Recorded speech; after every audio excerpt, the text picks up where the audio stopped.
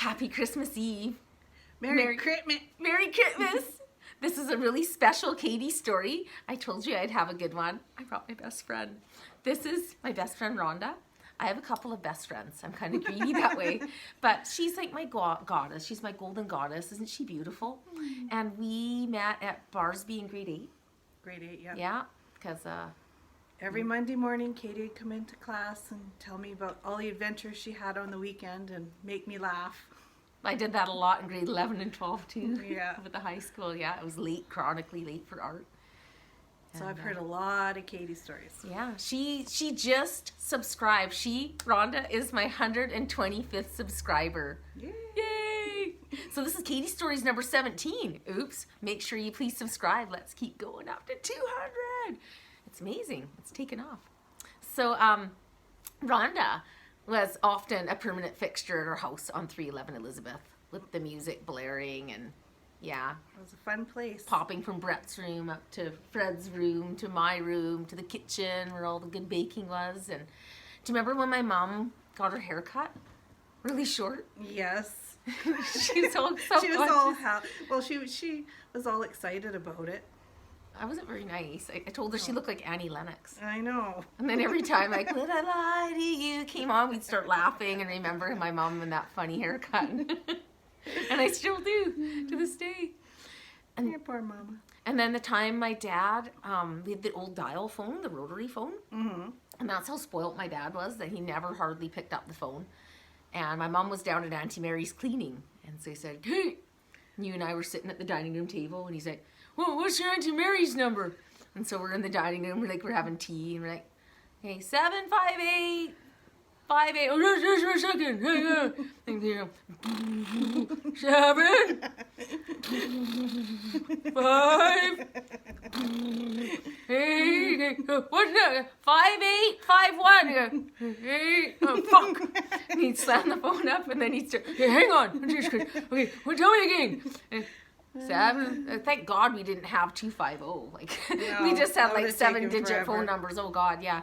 And so then he starts to dial it again. 7, 5, 8. What is it? 5, 8, 5, 5. What? What number? 5, 8, 5. Fuck! Hey, come down the fucking phone. So I think I had to like phone aunties for him. Yeah. That was so funny. He was a character. He was. He was a good man. He was funny.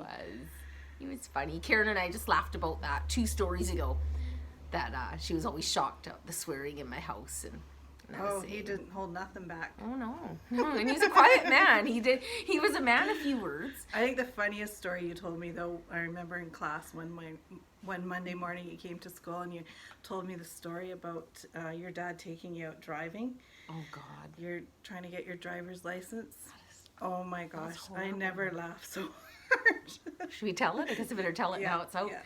Okay, I'm 2 days after my 16th birthday. I got what back then would be your L.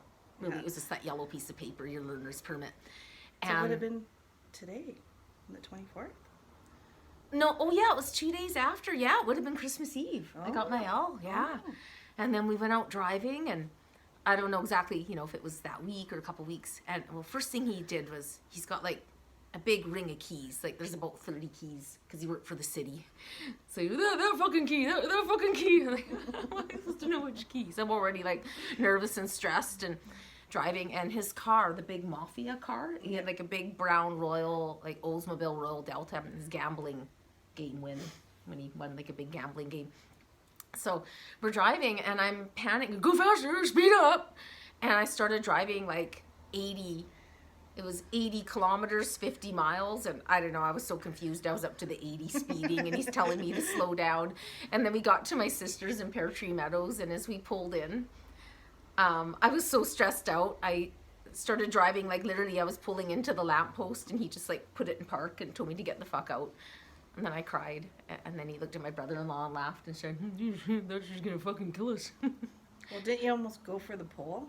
Yeah, but Dad put it in park just before, told me to jam on the brake. And then months later, I drove myself to high school at lunch, and I did a really good job. And I said, he started to yell about the keys. I said, "Stop! I said, Sandy doesn't yell at me when she takes me out driving, and I drive just fine. So if you didn't yell at me, I'd be calm. So dads, don't yell at your kid. It just makes them more nervous. Moms too. And so he was all calm. He stayed like zip, really quiet. And I just drove and I did my blinkers and I pulled over and he's like, Kate, you did really good. I said, really? Yeah, you did really good, Kate. Don't ask me to let you drive anymore, though. And I'm like, why not? I go, you just said it. I did really good. I know. I got a bad fucking heart.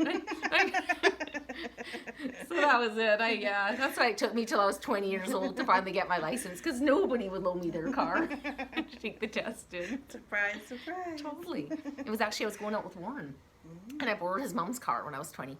And he said, oh, Christ, if you pass, I'm turning in my driver's license. I'm like, yeah, that's really encouraging before you take your test. And I passed. And so when I walked into the restaurant, I just smiled and said, well, better go turn in your license. Everybody off the road. Yeah, stay out of the way. Katie's here. How about that guy when you were driving to work one day and that delivery driver spotted you curling your hair? Oh, God. Yeah, this is getting embarrassing now. Oh. Well, I was curling my hair. I had a butane curling iron and my little 5-speed Honda. Mm-hmm. And he came into the office and said, he was our Loomis driver. Mm-hmm. And he said, excuse me. Back in the 80s when you could curl your hair and dry. It was about 90, I think about 1990. Yeah, the 90s had just begun, but my hair was big till like 94. And so he said, what were you doing? I saw you in your car this morning. You were doing something funny to your hair.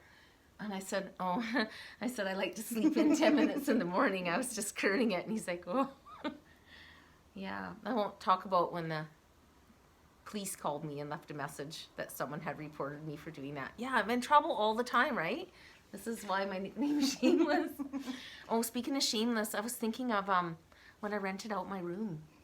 Oh, that was a classic, Katie. Okay, in Banff, we all went to Banff in 1985, 86, and Rhonda was right next door to me, and it was in the same house. Our bedrooms were right next to each other. And what weekend? Because it was a long weekend. Like, Banff was full. Like, you could not find a hotel anywhere. I can't even remember, like, because you were there. So was it in the summer? Could have been Canada Day long weekend or something. Yeah, it must have been in the summer, Canada Day or something, because there was not a hotel room to be had. So I'm in the front desk,